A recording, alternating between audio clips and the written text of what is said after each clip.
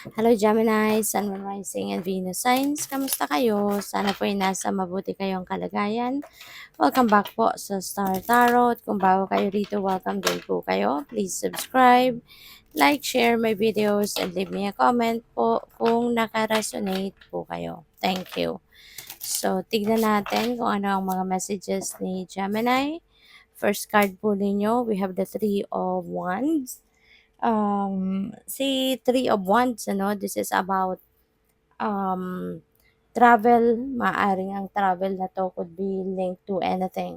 O pwedeng merong mamamasyal dito, o pwedeng merong expansion na gagawin, pwedeng merong mag-aaral, magpuputok ng business, ganyan. Po pwede rin na ang iba sa inyo, baka merong mag-a-abroad na dito to work, no? Pwedeng ganun. Um, Maaring ang iba sa inyo rito, um, merong implementation stage kasi ito ng plano, ano. Kaya pupuwede ng iba sa inyo may mga travel plans or may mga travel dreams, at ngayon 'no, magsisimula na kayong gawin 'yan, 'no. Kaya maaaring magta-travel na ang iba sa inyo.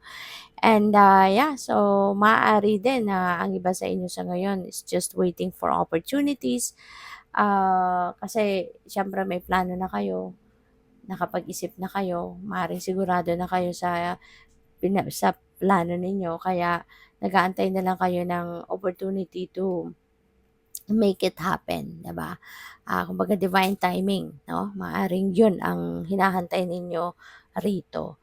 So, kung ano man, since this is also good luck energy, si Three of Wands, kaya kung ano man dito yung sisimulan ninyo, ano man dito yung ah, project or ano man yung kung ano man yung sisimulan ninyo rito, trabaho or business or whatever, makakasiguro ka 'no, na magiging magaan, magiging maganda yung ano ninyo, magiging magaan at magiging maganda yung takbo, ng ano ninyo, ng, endeavor na 'yan. At, pupuwede 'no, na makapag-expect ka diyan ng positive, outcome 'no. So, good luck. So, we have the Four of, Pentacles. Ayan. So, si Four of Pentacles, this is about financial success 'no. Maaaring meron darating na pera, sa inyo rito na, could give you an opportunity na makapag-save pa ng madagdagan pa yung savings ninyo, parang gano'n.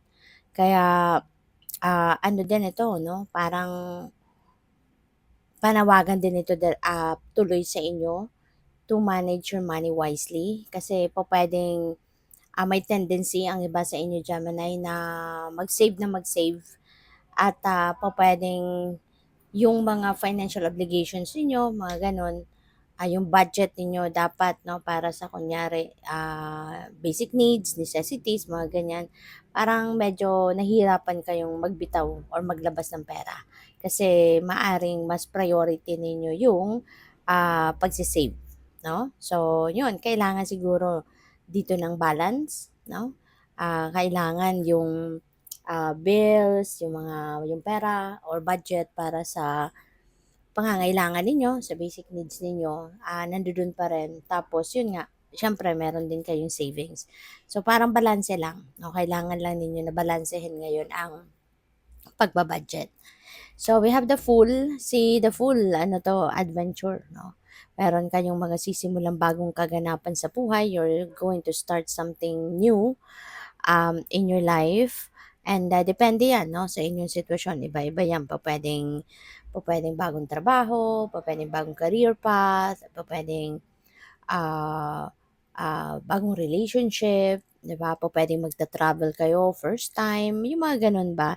So, this is like ano, an adventure para sa'yo. You are going to explore 'no, new places or new things, mga ganyan. Kaya good luck sa'yo. We have Empress, napakaganda. Talagang may swerte kayo sa ngayon, lalo-lalo na pagdating sa pera, 'di ba? Kasi dito pupuwede meron dadating na na cold cash sa inyo, Si Three of Wands is also about good luck, kaya po pwede rin na magkakaroon kayo dyan ng prosperity. Si Empress, no? Prosperity and abundance energy din. Kaya most likely, meron talagang dadating na kaperahan sa inyo, 'di ba? Um, this is the time wherein you are going to receive uh, money, cold cash, pwedeng ganon. Or maaaring magkakaroon kayo ng opportunity, no? Na merong opportunity dadating that is going to bring you money, no? Maaring may racket or pa puwedeng sa trabaho ninyo baka may additional may pay raise ganyan or po puwedeng sa negosyo ninyo baka ito na yung, um, continuous inflow 'no ng clients, ng customers, mga ganyan kaya maraming pera ang papasok. Pupuwedeng gano'n ang ganap dito 'no. And, in terms of ano naman, pagpapamilya kasi si Empress is a mother archetype. So, maaari ng iba sa inyo baka kayo ay isang nanay na, 'no? Baka ang iba sa inyo baka magiging nanay pa lang or isang nanay na sa ngayon. So, puwedeng gano'n ang ganap. But, yeah, some of you may be, becoming, family person. Pupuwedeng gano'n ang ganap. So, what else? We have the world, travel talaga 'to. Magta-travel talaga ang iba sa inyo, Gemini. So, international travel is possible dito for some of you. Baka kayo ay talagang first time na magbabiyahe abroad. Pupuwedeng kayo ay magtatrabaho na doon. Pupuwedeng kayo ay mamamasyal. Pupuwedeng kayo ay magma-migrate, doon na kayo titira. So, anything is possible dito for you, Gemini, no? So, um, most likely ang iba talaga sa inyo rito is going to, ano, is going to travel, at this time at, kung ano man ang sisimulan ninyong bagong ganap maaring doon sa pagta-travel na 'yan ninyo gagawin 'no, puwedeng gano'n ang ganap. So, see the world then is a success energy, meron kayong pagtatagumpayan dito, meron kayong mga task or trabaho na matatapos na, maa-accomplish mo na 'yan, mararating mo na yung dulo ng yung goal ninyo. Kaya this is a very successful period in your life as well, no? So, napakaganda and, it's going to be rewarding. Pupuwedeng meron ditong financial reward, merong perang kapalit ito, maaaring meron kayong bonus, sa trabaho, kung sa trabaho 'yan, so maaaring gano'n. And, yeah, so you're about to start something new. This is also a new beginning energy. May full tayo which is a new beginning as well. Si Empress, new beginning din. So, alam mo parang baka mabisi ka sa ngayon. Maaring you will be focusing here and there kasi marami kang gagawin. No? Maraming mga iba't ibang endeavor or venture na sisimulan kayo at this time. So, good luck sa'yo. So, what else? We have the Hanged Man, pero naka-reverse siya, no?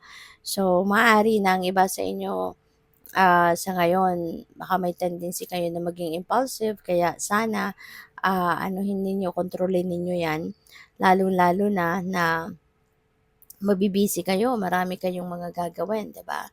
Na marami kayong sisimulang mga bagong kaganapan. So make sure no na before you start anything new in your life sana pag-isipan ninyo mabuti muna.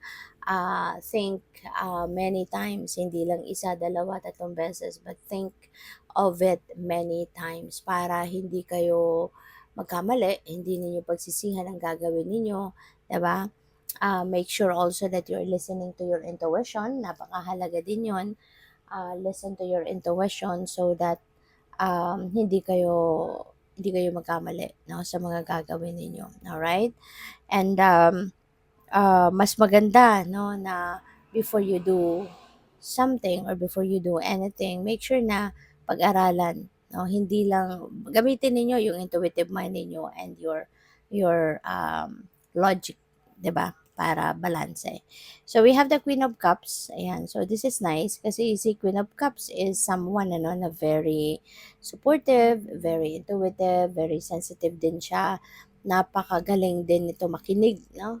Um kung kunyari may problema kayo, lalapitan ninyo si Queen of Cups, kung sino man ito sa buhay nyo, makakasiguro ka na makukuha mo yung advice 'no, na gusto mo. Kasi maaaring takbuhan mo 'to, yung taong ito.